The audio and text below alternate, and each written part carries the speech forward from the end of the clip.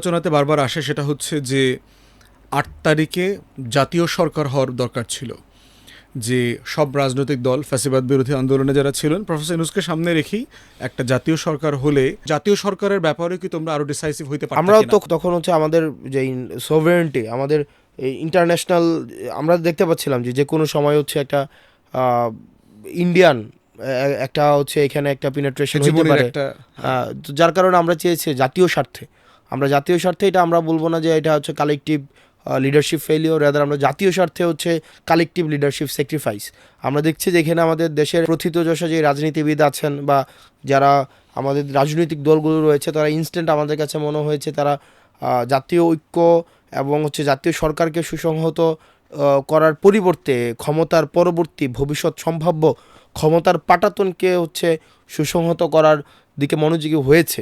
তো এটা আসলে কতটা ঠিক হয়েছে না ভুল হয়েছে সেটা হিস্ট্রি ডিফাইন করবে। তবে আমরা চেয়েছিলাম যাতে করে হচ্ছে একটা জাতীয় সরকার হোক, জাতীয় সরকারের মধ্য দিয়ে যেন একটা পরবর্তীতে একটা Democratic proper expected Democratic transformation হয়, কিন্তু সেটা হচ্ছে সদিচ্ছার অভাবে, পলিটিক্যাল গুডউইলের অভাবে সেটা সম্ভব হয়ে ওঠেনি।